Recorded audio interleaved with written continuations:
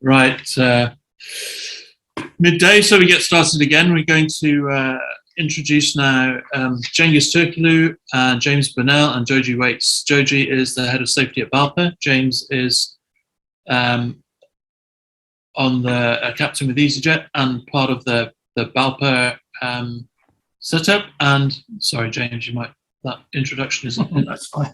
and Cengiz, you probably know, who's a senior lecturer at Cranford University. So they are going to introduce their the survey that they've been working on together. So I will hand over to them right now. In addition to that, we're going to put a link in the chat that's visible to everybody, which will take you to their survey. And when we once they've introduced and set the scene for the survey, we're going to break for lunch, and then we'd like all of you in the audience to complete the survey, if that's okay. Thank you. So over to you. Who's going first? It's me first today. Yeah, James Burnell. So I am a captain at EasyJet and safety rep with the British Airline Pilots Association. The association represents the majority of British airline pilots in the UK, so through industrial welfare and flight safety concerns. So flight safety is why we're here today. Joji Waits, head of BALPA's Flight Safety Department, and Cengiz Turkoglu, senior lecturer in safety engineering at Cranfield University, is going to bring up the practicalities of the survey we're doing at the end there. So I'm going to start off to set the scene. I'm going to, sorry, somebody had turned at the door, perfect timing. To set the scene, I'm going to start by by laying out a mental model of our systems that we might consider using and some potentially useful implications this might have for safety. Let me just get the presentation up and running, and then I'll start.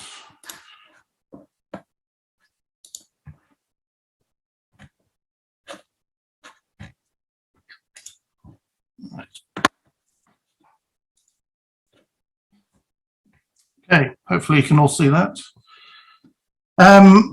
So we're here today.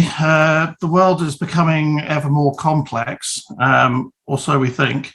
I don't necessarily think this is the case. I think possibly the aviation industry is just becoming more complicated and possibly even less complex. I suspect some of you may disagree with that. All the wonderful technology we have, the processes that we use, all this sort of technology that keeps us safe. But in the next 10 minutes or so, I'll try and explain what I mean, and hopefully you'll agree.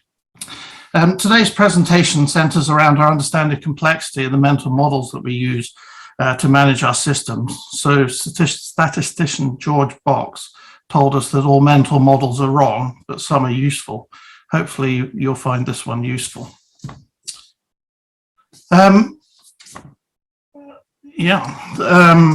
Sorry, keep up with the slides. Let's start by looking at where the operating model of the world has come from. For most of the 20th century, we've worked from a single domain model, this being given to us by Fred F. Taylor, the system of scientific management. The principle of this approach is that the sum of the parts, the whole is the sum of its parts. So you break down the messy parts here on the left, you improve them, optimize them, stick them back together, and you end up with an improved system here on the right. In essence, this is a control of function. So we moved on from that, sort of latter part of the 20th century, and we added in systems thinking. Systems thinking gave us control of information flows across our organizations, driven in large part by information technology, and allowed further optimization of the systems. So this is in essence a control of information.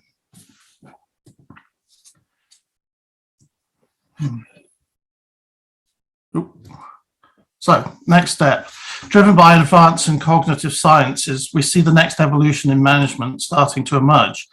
This includes safety management and the based on the understanding of complexity and sense making.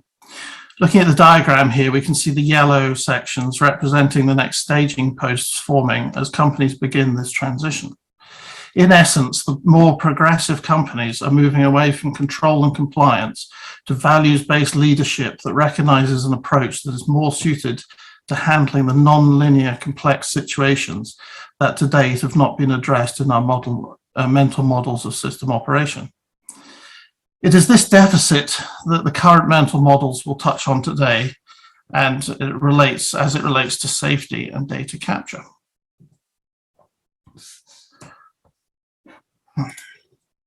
Sorry, the slides are getting ahead of themselves.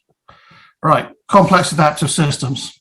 Using the work done in describing complex adaptive systems, or in other words, complex systems with humans in them, we hope to show that this paradigm shift is not just useful, but essential in a modern world. Let's look first at the details of this new mental model and then move on to some of the implications of using it. Before we start, and to make sure we're clear, this does not describe the world as it is merely how we make sense of it and operate within it. We can think of our sense-making occurring within four main distinct domains: ordered, complex, chaotic, and disorder. I'm using the most basic version here of Dave Snowden's Cynefin framework as a graphical representation of our sense-making environment, but there are others out there. Each domain has its own properties, which means that sense-making strategies and methods of data collection are in part or totally domain-specific, or in other words, they have bounded applicability. I'll run through the domains with a view to highlighting the most important points, but our focus today will be on complex domain, as I think we have the ordered domains mostly sewn up.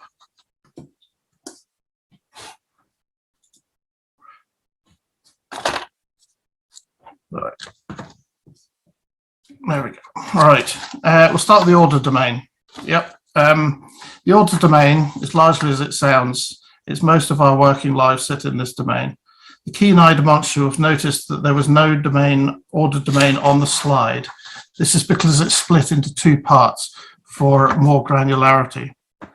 So the clear domain, very straightforward systems that are obvious to most people.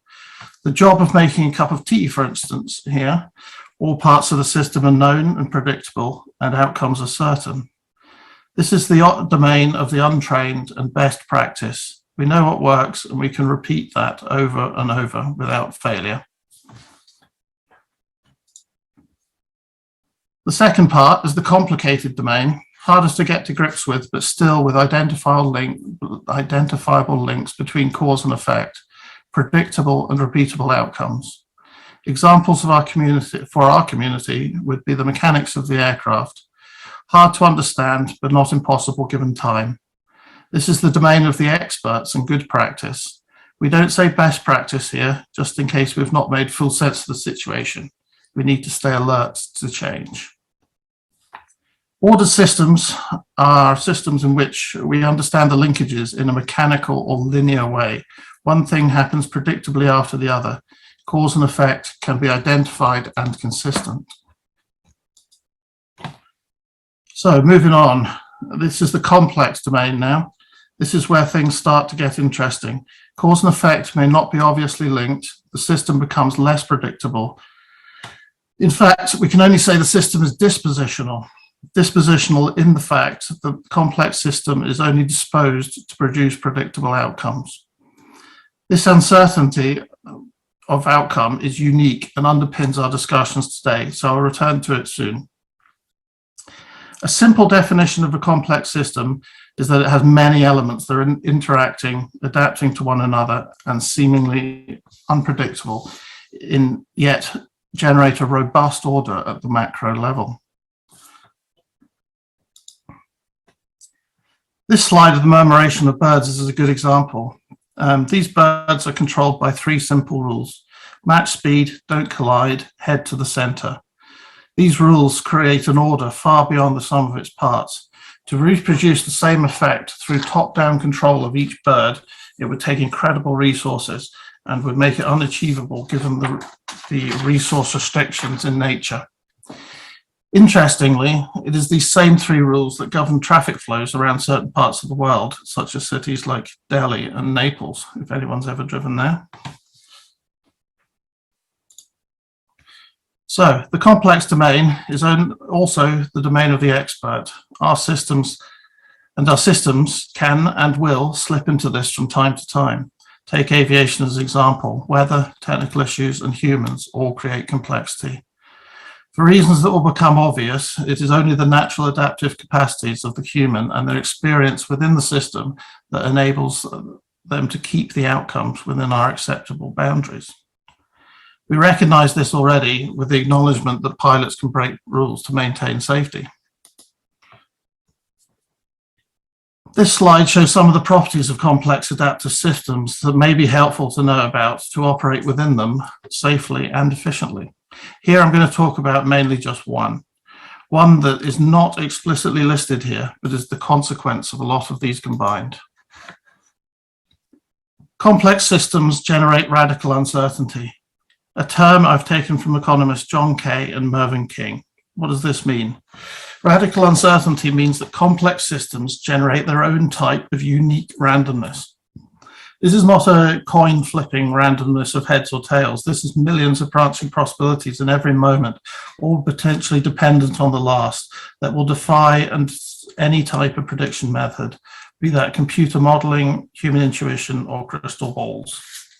This is the area of unknown unknowns, a phrase, I believe, attributed to not Donald Rumsfeld, as most people think, but Boeing engineers commenting on the failures of their British counterparts to predict the stress faults of the square windows in the Comet. This means that if elements of our system remain in the complex domain, our systems will always be dispositional. In brief, what does this mean for those of us trying to create safety within complex adaptive systems? In the complex domain, understanding how our systems operate in the real world is critical because there are no methods, and probably won't be for centuries to come, to predict emergent safety properties. Understanding how we collect, give credence to, and make sense of the data we collect matters. The glue that holds the whole system together are the frontline workers. They are not the problem, they are the solution. In other words, our approaches to everything we do within our system needs to be domain specific. As an example of what can happen, if we fail to understand the need to plan for radical uncertainty, look no further than the financial crash of 2007 to 2009. Banks of the world, armed with the most advanced risk software management, bet a lot on their ability to mathematically model the future in a complex world of radical uncertainty. The world they thought predictable changed, creating a chain reaction of financial disaster. Before we go further into the implications of complexity, I'll finish the domain descriptions.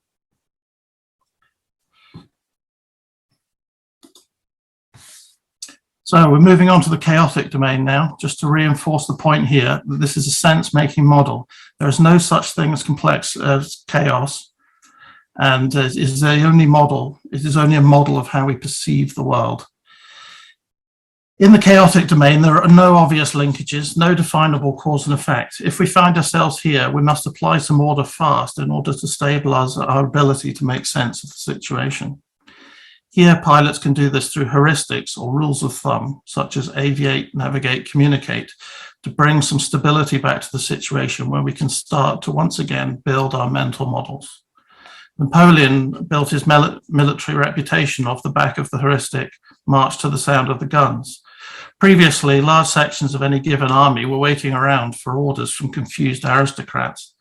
But this heuristic applied enough order to the chaos, meaning that his forces were always engaged with the enemy. A version of this is still used by the military today.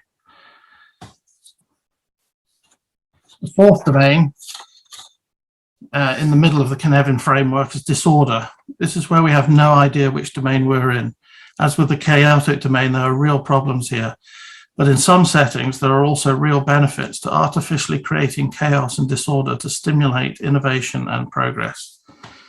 Given the topic of our talk today, I'll leave these implications for another time. So in this model, you may start to see that we can move our systems between domains through increased understanding. I would posit the idea that huge success of aviation safety is due in large part to this movement. most of the system that is aviation has moved from the complex domain into the ordered domain. This activity is in fact probably implicit in what we're all doing here today, but it is hugely important to stay alert to the possibility that trying to impose order on a complex system without full understanding to make it merely complicated can have grave consequences, and an accurate balance needs to be sought. If you remember at the start, I made the claim that aviation was less complex now than ever before. Hopefully you can start to see why I made that statement. Before Joji focuses on learning in complex adaptive systems, let's have a quick rundown of how we might best create safety within our new domain model. You can see from the most basic of diagrams that we can start to map our safety strategies onto the Cynefin framework, which then informs our safety theories from the various domains of our system. I would suggest that our mental models used to date have made us very good at creating safety in the ordered domain, but lack in the complex domain. So let's look at the basic implications of safety management within the complex system. I'll start with the most relevant part for today's audience. We need to understand that we must control safety issues that are emergent properties of the complex parts of the system. To do this, we cannot use any form of prediction. This means that risk management, although vital, should never be the full story. Safety 2, safety differently, HOP, psychological safety, and resilience engineering all have elements that acknowledge the complex domain and so are vital tools in creating safety. A company-wide definition of safety is needed that accounts for the systemic radical uncertainty in order to keep those laissez-faire with modern safety theory and complexity on the right track when operating in our systems without the in-depth knowledge we possess. We need resilient and anti-fragile systems, not necessarily robust systems, early detection and fast, low-consequence recovery from systems disruptions, or, as David Woods put it, graceful extensibility of the system boundaries. We may even be able to create anti-fragile systems that get stronger with disruption. As the safety issues are emergent, one of the best ways to create safety in the complex domain is to monitor the system's everyday operations so we can pick up on these emergent properties before they create high consequence events. Hopefully I've said enough and not too much in such a short space of time to set the scene for our next section, in which Joji expands on the shadowy world of sense making within complexity. Thank you. I'll hand you over now to Joji Waits, Head of BALPA Flight Safety. Oh. Thank you, James. Didn't keep up with the slides there, sorry. No problem, James, thank you. And good morning, good afternoon and good evening to you all. I'm Joji Waits, the Head of Flight Safety at BALPA, and it's a pleasure to be speaking at this L3 Harris Safety Seminar today. Great also to see some familiar faces and names amongst the participants. So James has set the scene with his mental model description, and I will now attempt to introduce data and sense making in the context of this model. So strap in and let's go. Now, we know that complex adaptive systems will, in part, always defy prediction. It stands to reason that one way to create safety is to closely monitor the operation to create accurate and timely interventions, or to better plan the resilience and anti-fragility strategies that we might deploy. So what we are looking to do here is to know how best to monitor the complex parts of our systems. To answer the question, what's going on here, accurately enough to be useful, we need to answer or consider 3 questions. What's the right data to collect in the complex domain? How and where do we collect this data from? And how does sense making best occur given this data?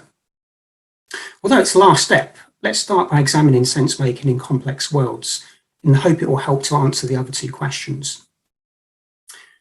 So what is sense making? Well, it's the attempt to understand events that have occurred or are occurring to have influence over the future.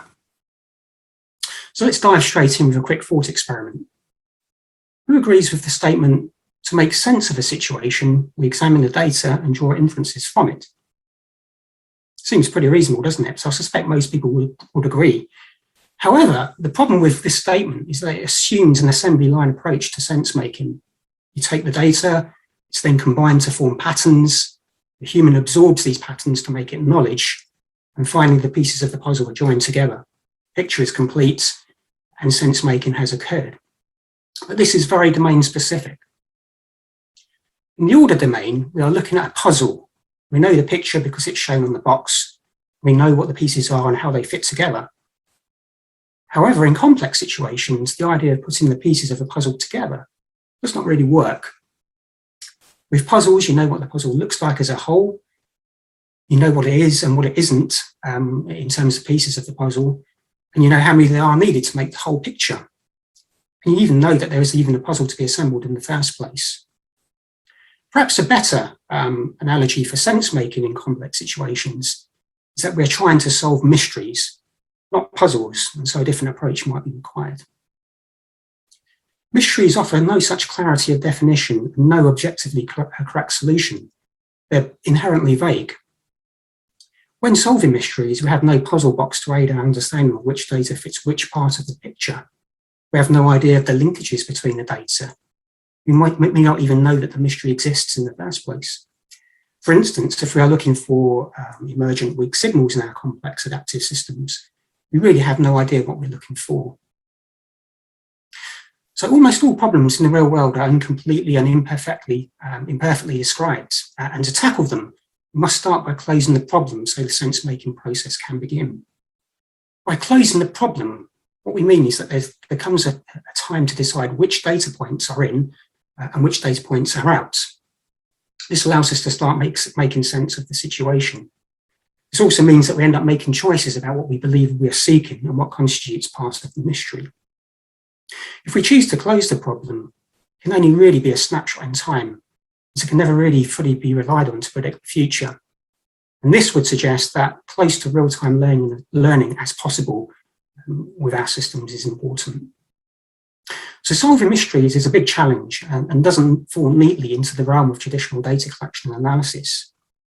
So now we know we need to be solvers of mysteries as well as puzzles. Let's look at what we need to know to make this possible. So what we're looking for in complex environments to make sense of the world, well, conventionally we're on the hunt for pieces of data that will give us clues to the answer to the question, what's going on here? Given that we are now solving mysteries, using data points or dots to find patterns throws up some issues such as, is this dot relevant to what we're trying to find out? Are we at a level of abstraction that makes this dot relevant? Can we see the linkages between dots, or do we have to use our imagination? If we overcome all of these other issues before sense-making occurs, then we must also combine these dots into patterns that describe the real world. With this last process in mind, let's now quantify the problem of sense-making using dots or data points.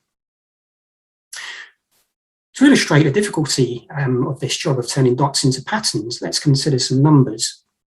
So looking at the diagrams on the slide, the 4 blue dots give us 6 possible linkages, so that's the purple lines you see there, and a total of 64 different possible patterns, as shown by the green triangle there as an example. If we now step up to 10 dots, that gives us 45 possible linkages. So guess how many patterns could be created from those? Well, you probably need to be thinking way higher than maybe what you are thinking. Well, the answer, in fact, is 35 trillion different patterns. If we go to 12 dots, well, I can't even pronounce this number, so you get the idea of what we're trying to see here. Collecting dots for sense-making presents a real challenge from a numerical standpoint. So what can we do to get around the limitations of dots and prediction in a complex setting? Well, the best way is to miss out the dots altogether and find patterns, or in other words, more complete stories. More about the process of pattern hunting later, but let's look at categorizing the data types available to us so we can better discuss their usefulness in context.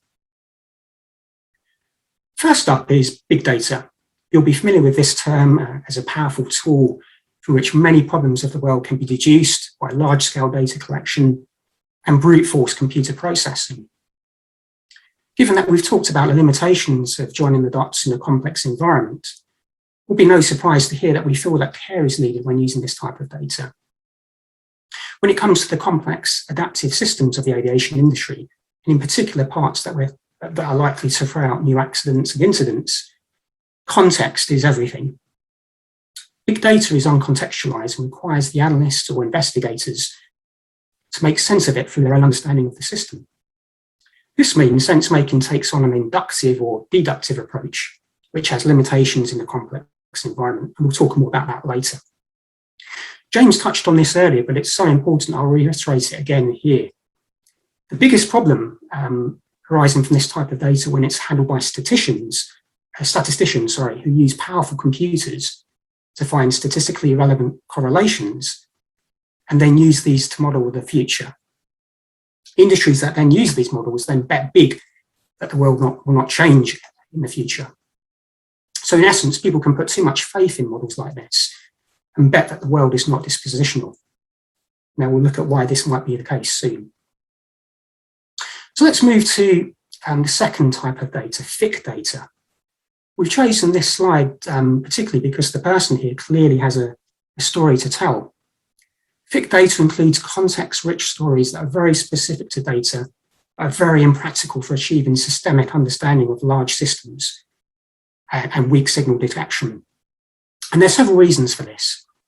The first and probably most important reason is that they're labor intensive in terms of data collection and processing. When reviewing data from stories, it's important to get a good sample size. There's only around 15% of people who have perceived useful outline information, and we need enough people to substantiate these patterns. This is because humans can only absorb up to 5%, maybe 10% at best, of the possible information around them, especially so when they're task-focused. Only 15% or so will spot outline information. So moving on to the third type of data, you can see from the second chart on the slide, the lower one there, the ideal situation for a complex system is a combination of the two data types. This will effectively give us rich data. That is, contextualized data at scale, will allow a comprehensive search for patterns and truly enable weak signal detection, if only we had a good way of collecting it. And rich data is the type of data we'll concentrate on for the rest of today's presentation. So let's briefly look at what these data types are good for and then why this might be the case. Big data will tell us what is happening, and if you're lucky, a bit of the how. What it won't do is give you the why because of the contextualization issues over a large sample size. Thick data will give you a lot of the why and maybe a bit of the how, but we'll struggle with the what because the stories are hard to correlate across any meaningful data set size. Often the acts of categorizing rich data for processing, such as in the case of air safety report databases, will harm its contextualization, so creating a big data set with associated advantages and disadvantages. Rich data, on the other hand, will, if collected properly, give the best of all data types, and so give you a much better answer to the question, what's going on here? So just to conclude this section on data, there are more types of data being developed all the time. This is by no means an exhaustive list. Our point here is not that one type of data is better than the other, but that we need to be aware of what sense-making can realistically be achieved in the types of data we choose to use, and what domain this could be used in. Just because we can develop plausible conclusions from our data, we need to be very careful about the validity of those conclusions. So the classic correlation, not causation statement springs to mind here. Now, to make more sense of why we're using rich data in our joint study with Cranfield University, it's useful to understand the three main types of reasoning and what best works in the complex parts of our system. The first is inductive reasoning, or declaring the answer first from observation, then proceeding to prove it afterwards. So do you think this works in complexity? Well, no, because it requires the observer to create a truth before the data is collected. And so most likely we only find the bias of the observer. So in other words, we're contextualizing the data before we even have it. What we look for is essentially what we find. In complex systems, we often know what we don't know what we're looking for. The second type is deductive reasoning. Simply put, deduction is the formation of a conclusion based on the generally accepted statement or fact. It occurs when you're planning out trips. So for example, let's say you have a 10 o'clock appointment with the dentist, You know it takes 30 minutes to drive from your house to the dentist. From those two facts, you deduce that you'll have to leave your house at 9:30 at the latest to be at the dentist on time. So do you think this works in complexity? Well, again, no, the contextualizing is being done before the data by an outside source. So thirdly, we have abductive reasoning. Abduction is a form of logical inference that goes from data collection to a hypothesis that accounts for the reliable data and seeks to explain relevant evidence. Basically, it involves forming a conclusion from the information that is known. Now, a good example of abduction is a detective's identification of a criminal by piecing together evidence at a crime scene. So do you think this works in complexity? Well, I'd suggest yes, for three reasons. One, importantly, the data precedes any contextualization, so the data collection is not biased. Secondly, in a system where the objective truth may not be available, you can still find an answer. So remember, we're solving mysteries, not puzzles here. And thirdly, there may be multiple contradictory truths in a complex system, and this method leaves you open to finding more than just the one. Before we delve into pattern hunting with rich data, it might be useful to explore just some of the many traits that might inhibit our belief that we need to undertake this hunt for data contextualized patterns at all. Humans have a real difficulty with cause and effect when it's separated by time and or space. We can see connections where there are none and fail to see connections where they exist. This is in large part because natural pattern recognition is an evolutionary response to a complex environment. This means that in the modern world, we tend to find linkages between things that are not linked.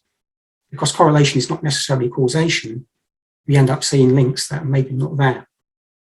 So if you combine this with our lack of understanding of just how prevalent these false cause and effect linkages are, it becomes the perfect storm to be fooled by randomness. So the roulette rule on the slide here is a bit of a red herring, as it represents a very simple closed type of randomness, nothing like the real world of complex systems.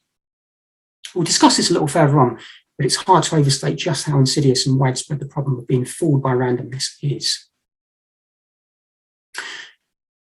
So, retrospective coherence. Now, retrospective coherence describes the effect that when looking back in time at events in a complex system, we see a linear progression and no evidence of the radical uncertainty that created them. When looking backwards, people forget that they're now looking at was once a mystery, but is now a puzzle with hindsight. And this hindsight gives them the box with the picture on it, and all the pieces seem to fit together well. This can be very evident in our industry when people talk of the Swiss cheese model of accident prevention, or when they stop at the hunt for answers following a root cause analysis. Now, the halo effect. Well, this term describes the tendency of humans to judge the quality of the process by the outcome. Because the properties of complex systems are in part emergent, the outcomes of these systems have a greater chance element than we would like to admit. In essence, we attribute to ourselves and others a level of control over our systems we could never really attain. In our systems, luck favours not the bold, but those that understand radical uncertainty and prepare actively for it. Now, some cultures suffer from an effect called the primacy of numbers. So that's the overconfidence that numbers are telling us the truth, because they are explicit and therefore cannot lie. We mention this here not because we feel it's a particular problem in our industry, but we wish to challenge you to consider the increasingly complicated ways in which the same types of data are being used, while overlooking other approaches to sense making. Now, I suggest it could be argued that the daily coronavirus statistics presented in the news may fall into this category. It's hard to overstate the damage done by the ever more complicated ways to predict future outcomes in complex systems that will always defy prediction. Take the failures of evidence-based medicine as an example. Millions of people being harmed by standardized models of treatment that ignore the unique patient and randomizing responses created by the more complex systems of the human body. We need to be mindful of the limitations of all types of data in complex systems and have a humble approach to our own abilities to make sense of and use appropriately this data in a way that gives us an appropriate response to any given situation. Finally, let's look at where we might find the rich data that might enable deeper sense making in our complex adaptive systems. We know it's easier to look directly for patterns rather than building them from dots, but it's worth reinforcing again the difference between statistically significant patterns and contextualized patterns. When data points are examined by computers to find statistically significant patterns, we must understand their limitations. So, for example, if we were to flip a coin 10 times, mathematics will tell you that 47% of the time there will be a run of 4 or more heads or tails in those 10 coin flips. This is statistically significant, but hopefully you can understand and appreciate how meaningless it really is. And this problem only grows with data set size and numbers of variables. Computers do not understand context, so we must help. But we talked earlier about just how bad humans can be at assigning context using our insight, because we often fall by randomness. We struggle not to see the world as ordered, and many other built-in problems. There are many examples of this issue, from scientists causing scares about power lines, and coffee causing cancer, to vaccine hesitancy, and countless more. Statistically significant patterns of cancer patients will form near power lines by chance, and some coffee drinkers with cancer will also create statistically significant clusters that data mining expeditions have found, and that scientists have incorrectly connected correlation with causation. So now, to borrow a quote, if you torture any data for long enough, randomness will generate a statistically significant finding for you. Some speculate up to half or more of all scientific papers are complete nonsense because of the pressures placed on academics to find and publish statistically significant findings. So in the complex domain, we know it's better to focus on the search for patterns directly. Now we see these are best contextualized at source to make sense of the situation. Luckily for us, our complex adaptive systems contain many built-in pattern recognition machines, such as humans. Human beings have evolved to operate in a complex world. To do this, in the most part, we need to spot properly contextualized patterns rather than gather the dots and make informed logical decisions. In over 80% of cases of decision-making, humans pick the first usable pattern from past experience, so not necessarily the best. Experienced ones use tacit knowledge to project that into the future, to build validity, and then to execute their plan. To use this as a decision-making strategy, we spend a lot of time building explicit knowledge or patterns. If collected in the right way, it's this pattern building that can be a great source of information for us, a great source of rich data, no less. So it's these patterns that Cognitive Edge has built their SenseMaker software to tap into, and in doing so, we create human sensor networks. Just before I wrap up and Cengiz takes us through how the SenseMaker software works in a complex environment, it's worth noting that we're not advocating for a rich data-only approach here, but a multi-layered approach to sense making. Current methods have huge value, but we're trying to show there may be some gaps to fill. So to finish, here are some key points we hope you might take away from our presentation, which I'll let you read from the slide.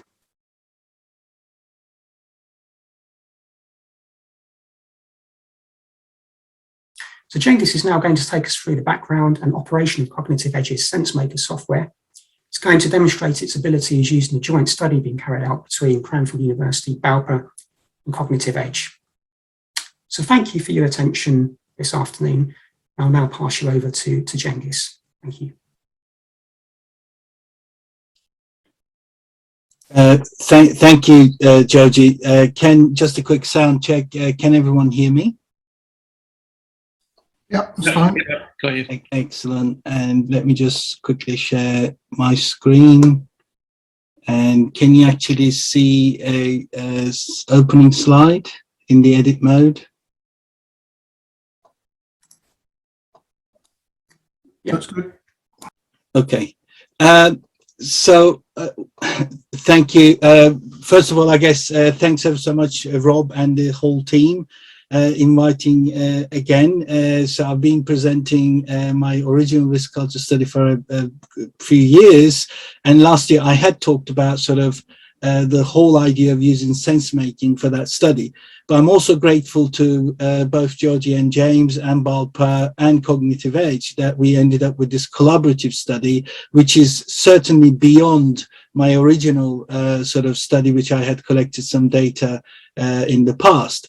But certainly we're looking at all the things that we talked about very much sort of collectively, how that complexity, what kind of impact it has on our day-to-day lives, particularly not necessarily me. Of course, I have some maybe operational responsibilities in our university, in our flying operations, but particularly those much more complex day-to-day commercial air transport operations. So this is our study. It's a collaborative study, and I think it's also, before I say a few words about the sense maker software, there's a lot of literature about sense making, and certainly it's our view. I'm sure that there'll be some contrasting views out there.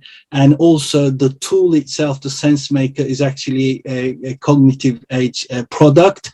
Certainly we're not trying to sell it in any way, shape or form, but we're grateful that we're doing this collectively. So a few words about sort of what it is and how it works, and I think already sort of talked about, but the actual tool itself, it's almost similar to maybe some other survey designs and so on, but certainly we're talking about 4 stages. But the tool itself originated from even knowledge management, and then particularly about to capture the emergent narratives, narrative patterns. So clearly we spent quite a bit of time about design, and it was various iterations. We even talked about more questions. Some of the previous questions which was conducted in the industry included sometimes even 50, 60 different questions with Likert scales and those kind of approaches. But certainly we sort of narrowed it down, and we believe that the focus was all about really understanding the challenges and the complexity, particularly the frontline operators faces on a day-to-day basis. And clearly the tool itself, the whole idea of the tool, instead of asking people various questions and capture their opinion, in fact, the unique element of the SenseMaker tool is we're literally using these frontline operators who are participants as personal ethnographers.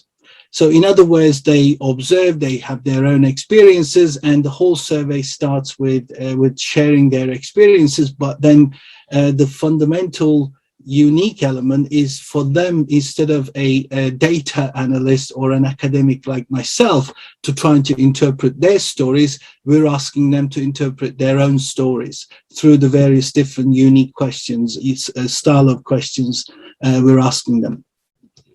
And of course, then the next stage is perhaps after we capture that data, how do you then analyze and making sense out of it all? So I guess, and also report it, and clearly how do you then influence the key decision makers to put something in front of them and actually say these are the real stories people are experiencing and they're observing. And of course, some people in those sort of roles, they might be looking at more quantitatively. Other people might be very interested in those stories.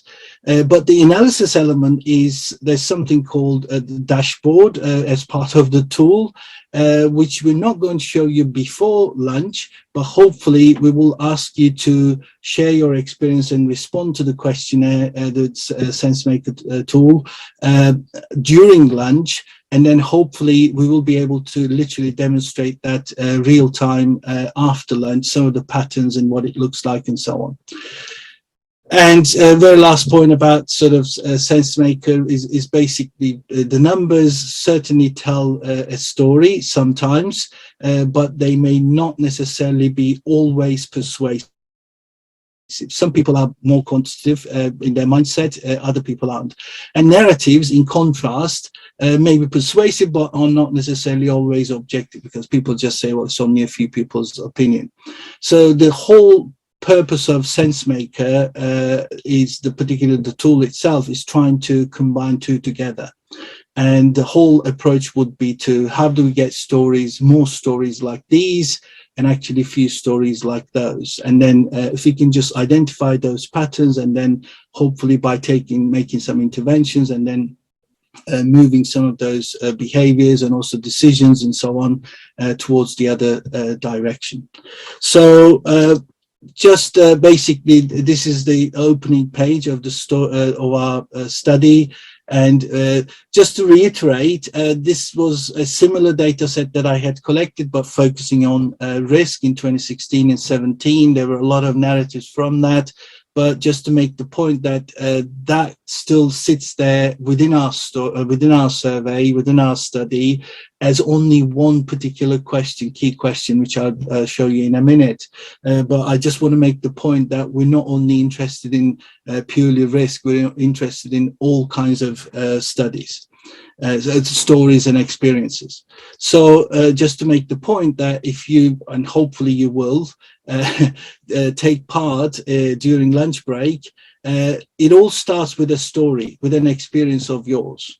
And this is literally exactly the same text you will see, and it can be any event, any size, any outcome. It could be positive or negative. We've talked a lot about sort of safety 1 and 2. So we're trying to capture almost everything. And take a few minutes to actually think about one of your experiences, and so it may involve some level of I think, let me just also turn this into a very quickly what it looks like. I'm conscious of I'm standing between you and lunch. Probably some of you may have already started. This is the page, and actually the survey link is there. You can just click on there. But it's also the survey page looks like that. So basically you share your story in here, take some time to share something meaningful, hopefully, with us, and you can give it a hashtag. There's some multi-choice questions just to capture some context so that we can slice the data in different ways. And so the first thing to say about sort of these triads. So the triad questions usually ask you to make a choice between 3 different, sometimes competing, contrasting outcomes, goals, or whatever it may be. So if you think, for example, in this example, the decision, if there was any decision in your story that was influenced by whether the individual, him or herself, or the actual together as a collective decision, or by management. If all of those people were influencing that decision making, you basically leave it somewhere in the center. But you may choose actually say it was purely influenced by management, or actually by sort of frontline people, or you may say it was actually a bit of both. So that's how the triads work. Obviously, we've got multiple triad questions in there, a few of them. The other one is this dyad. And clearly, for example, let me choose this example. We're just saying in the key decision that was made, focus was on, was it more of a sort of safety focus, or you would, or your colleagues were trying to achieve an operational goal? If someone actually a balanced decision was made, obviously you would leave it in front. As you can see, there's no scale. And the very last point is there's this what we call stone. So it's literally an image. And what we want you to do is based on, basically, there's a bit of sort of context there. You can read it while you're responding. So what we would like you to do in the actual decisions made, and by the way, you may always tick NA if there was no decisions involved. But if your story is has a risk perspective, then what we would like you to do to think about, sort of say, okay, the decision I made was, for example, rather risk sensible in this context. And then my colleagues kind of almost agreed with me. And then, but the management thought that it was a risk averse decision. As you can see, there's no barriers in here. You can move these, you can move them anywhere. And we're not trying to, that's really important. We're not trying to be divisive. We're not trying to label individuals, professional groups, or the create a division between management and the frontline people. The idea is for you to think about, reflect on your experiences, and then respond and put them in somewhere in that blank canvas. So I'm conscious of time. I've already overrun for 4 minutes. I leave it there. but hope you can use the link and respond to our survey, so that we're after lunch, I think the first 30 minutes, we're going to have an opportunity to show you literally what the dashboard looks like. So as you can see, we've already got some collected data, but we can easily filter it out, that what your responses are against what the previous responses are. So thank you ever so much for the opportunity, and over to you, Rob, I guess. Okay, thanks, Cengiz, and thank you to James and Joji for explaining that. So Cengiz, just before we go to lunch and we ask the audience to complete your survey, can I just clarify, it doesn't have to be a scenario or an experience related to the operation of an airplane, it could be anything. Yeah, I think we'd like to capture anything. Of course, the whole purpose was to really capture operational experience of line pilots. But certainly, if a management decision was made, even at SRB level, certainly we're interested in those scenarios, experiences as well. And as I said, not all of these questions may not be relevant. There's always an NA option at the bottom of them, so people can actually say, my scenario, but this question doesn't make sense, it's NA. Okay, great. So just to reiterate to everybody watching then, please, if you can, take the time and fill in the survey for Cengiz and James and Joji, and we'll resume again at 1:30 in 40 minutes time to see the results and a demonstration of the dashboard. So thanks very much and enjoy your lunch. Good afternoon, everyone. Hope you had a good lunch.